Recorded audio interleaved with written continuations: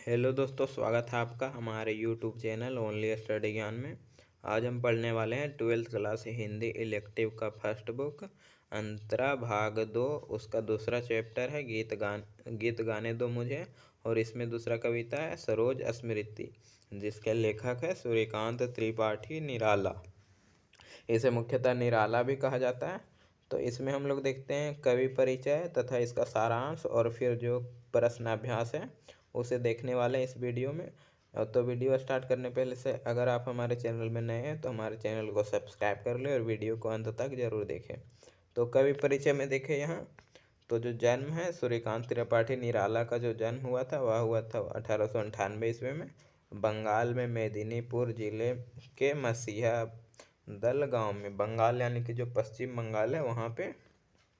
मृत्यु की बात करें तो 1961 ईस्वी में इलाहाबाद में इसकी मृत्यु हुई थी। और इनके परिवार की बात करें तो इनका पितृग्राम जो है वह पिता का घर वह उत्तर प्रदेश का गढ़कोला यानी कि उन्नाव में हुआ था। और इनके बचपन का नाम जो था वह सूर्य कुमार था, श्री सूर्यकांत त्रिपाठी निराला का। और बहुत छोटी आयु में इनकी माँ की निधन हो गया। और निराला का जन्म जो है वह बंगाल के मेदिनीपुर जिले में महिषादल गांव में हुआ था। और इनका जो पितृग्राम है वह उत्तर प्रदेश का गढ़कोला यानी कि उन्नाव को माना जाता है। आगे देखें हम लोग तो उनके बचपन का नाम यहाँ पे है। उनके बचपन का नाम जो था वह सूर्य कुमार था। और वह बहुत छोटी आयु में उनकी माँ की मृत्यु हो गई थी। और फिर निराला की जो विधिवत स्कूली शिक्षा है वह 9वीं कक्षा तक हो पाई थी, 9वीं कक्षा।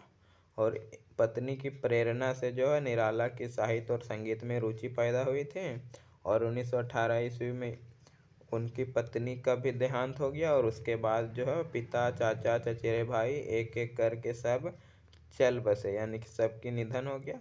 और अंत में पुत्री जो है सरोज की मृत्यु ने निराला को भीतर तक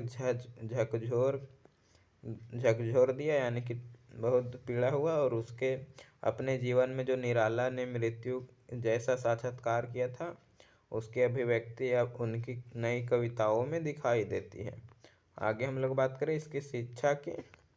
तो निराला की विधिवत शिक्षा जो 9वीं कक्षा तक हुई थी। और इनकी पत्नी की प्रेरणा से निराला जो है वह साहित्य और संगीत में रुचि पैदा हुआ था।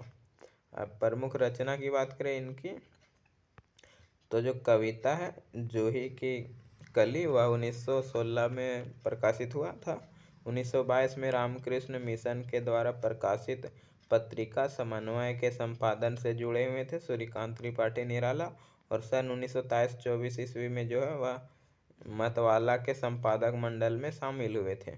अब हम लोग देख लेते हैं इसका जो कविता का सारांश होता है वह क्या है। तो पहला कविता है गीत गाने दो मुझे। तो इसका सारांश की बात करें तो गीत गाने दो कविता जो है वह सूर्यकांत त्रिपाठी निराला के द्वारा रचित कविता काव्य है। और कवि ने अपने जीवन में मुश्किलों से बहुत कुछ सीखा और कवि ने इस कविता के माध्यम से वही समझाने का प्रयास किए हैं। कवि जो है सूर्यकांत त्रिपाठी निराला जी ने अपने इस कविता के माध्यम से हमें जीवन में निरंतर संघर्ष की प्रेरणा दी है। आगे देखें हम लोग तो कवि का मानना है कि हमें जीवन की मुश्किल परिस्थितियों में होश हवास नहीं खोना चाहिए। प्रस्तुत जो काव्यांश में कवि निराला ने अपनी पीड़ा को कम करने के लिए गीत गाने की बात कही है।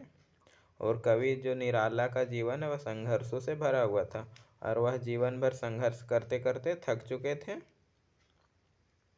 आगे देखें हम लोग तो एक समय पर कवि को ऐसा भी लगता है कि मानो उसका अंत करीब आ गया है और वे ऐसी स्थिति में पहुंच गए हैं जो वहां बिल्कुल हार मान चुके थे। अब उनको ऐसा प्रतीत होता है कि जैसे उनकी मृत्यु उसके निकट खड़ी है। और आइए इस तो यहाँ पे इतना हमारा कहा गया। अब दूसरा कविता की बात करें हम लोग तो वह है सरोज स्मृति यानी कि इसके सारांश की बात करें हम लोग सरोज स्मृति की। तो सरोज स्मृति जो कविता है वह एक शोक कथा है। यह कविता जो है वह कवि निराला ने अपनी एक लौती पुत्री जो थी सरोज उसकी याद में लिखी है। और इस कविता में कवि निराला का जो दर्द है वह कविता के छंदों के माध्यम से व्यक्त किया हुआ है। आगे देखें हम लोग यहाँ, तो यह कविता मात्र एक शोक गीत ही नहीं है, बल्कि एक पिता के समाज के प्रति एक आक्रोश भी है। कवि निराला जो वह अपनी पुत्री को बचा नहीं पाए थे और इसके लिए वह जिम्मेदार वह समाज को मानते थे। और सरोज स्मृति हिंदी की सर्वोच्च उच्च चोटी का शोक गीत माना जाता है। तो हम लोग सारांश देख लें। अब देख लेते हैं हम लोग प्रश्न अभ्यास इसके जो है। तो प्रश्न अभ्यास देखें हम लोग। तो पहला कविता है गीत गाने दो मुझे। इसमें पहला क्वेश्चन देखते हैं हम लोग। कंठ रुकता रहा है, काल आ रहा है, यह जो भावना है वह कवि के मन में क्यों आई, यह बताना है हमें। तो कवि कहता है कि यह जो जीवन है इसमें सिर्फ परेशानियां ही परेशानियां हैं। हालांकि कवि अपने ज़िंदगी में काफ़ी संघर्ष किया है और परंतु वह इन परिस्थितियों से लड़ नहीं पा रहा है। वह देख रहा है कि संसार में सब स्वार्थी हो गए हैं और हर तरह उसे निराशा नज़र आ रही है। अब संघर्ष करते करते जो कवि है वह हिम्मत टूट गई थी उसकी, और उसने मन में निराशा की भावना जो उत्पन्न हो रही थी, और कवि को ऐसा लग रहा था कि उसके मुंह से आवाज़ नहीं आ रही है, लगता है अंत नज़दीक है। तो इस तरह कवि बोल रहे थे। दूसरा क्वेश्चन देखें हम लोग। तो दूसरा क्वेश्चन है ठग ठाकुरों से कवि का संकेत किन की ओर जाता है। जो ठग ठाकुर है वह शब्द उसके द्वारा जो कवि है उसका संकेत कहाँ ले जाया जा रहा है। तो ठग ठाकुरों से कवि का संकेत पूंजीपतियों तथा प्रशासक वर्ग की ओर है, क्योंकि ये आम लोगों के ऊपर शासन करते हैं। जो पूंजीपति और प्रशासक लोग होते हैं वह उन्हें दबाए रखना चाहते हैं और निम्न वर्ग हमेशा शोषित होता रहा है, ताकि इन लोगों को लाभ मिलता रहे जो पूंजीपति लोग हैं उन्हें, और वह अपना प्रभुत्व भी कायम रखना चाहते हैं उच्च लोग। तीसरा क्वेश्चन देखें हम लोग। तो जल उठी फिर सोचने को, इन पंक्ति में क्या भाव स्पष्ट हो रहा है वह हमें बताना है। तो कवि कहता है कि ऐसा लगता है जैसे धरती की लौ यानी कि भाईचारे करुणा जैसे गुण मिट गए, और वह लोगों के निवेदन करता है कि अब संघर्ष करने का समय आ गया है। अब वह ठगे और संसार शोषण, स्वार्थ और निराशा को दूर करने के लिए लड़े, जिससे संसार में प्रेम की भूजी जो है वह दोबारा से जल उठे और निराशा आशा में बदल जाए और लोगों के बीच भाईचारा की भावना जल उठे। अगला क्वेश्चन देखें हम लोग। चौथा क्वेश्चन है प्रस्तुत कविता दुख या निराशा से लड़ने की शक्ति देता है, स्पष्ट कीजिए। यह जो कविता है हमारा तो प्रस्तुत कविता हमें दुख या निराशा से लड़ने की शक्ति देता है। जिस तरह कवि का जीवन में कष्टों से भरा रहा है और वह संघर्ष करता रहा, उसने पूंजीपति के प्रति हमेशा अपना आक्रोश व्यक्त किया है। पर अब ऐसा प्रतीत होता है मानो यह निराश हो रहा है, और ऐसा लगता है मानो लोगों के जीने की इच्छा जो है वह खत्म हो जा रही है। कवि इसी लौ को जलाने की बात करता है। वह अपने गीत के द्वारा कवि मनुष्य को संघर्ष की प्रेरणा देता है, जिससे उनके अंदर का उत्साह फिर से जागृत हो जाए। मानवता के जीवन को स्थापित करने के लिए जो है प्रेम भाईचारे की भावना को स्थापित करने के लिए एकजुट हो और संघर्ष करने की ठान ले, जिससे धरती पर मानवता फिर से व्याप्त हो जाए और निराशा का वातावरण दूर हो जाए। तो इस तरह हमारा पहला कविता था। अब दूसरे कविता का देख लेते हैं क्वेश्चन आंसर। दूसरा कविता हमारा है सरोज स्मृति। तो इसमें पहला क्वेश्चन है सरोज के नववधु रूप का वर्णन अपने शब्दों में कीजिए। तो कवि निराला को उनकी पुत्री सरोज जो है वह विवाह वाले दिन कामदेव की पत्नी जो है वह रति जैसी सुंदर लग रही थी।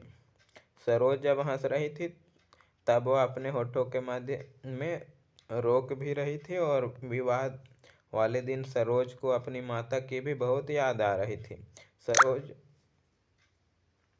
सरोज विवाह के जोड़े में बिल्कुल अपनी माता पिता की तरह लग रही थी, और कवि निराला को अपनी पुत्री में अपनी पत्नी की छवि दिख रही थी, और जो कवि निराला को अपनी पुत्री संसार की सबसे अच्छी वधू लग रही थी। तो यह हमारा पहला क्वेश्चन था। दूसरा क्वेश्चन देखें। तो कवि को अपनी स्वर्गीय पत्नी की याद क्यों आई।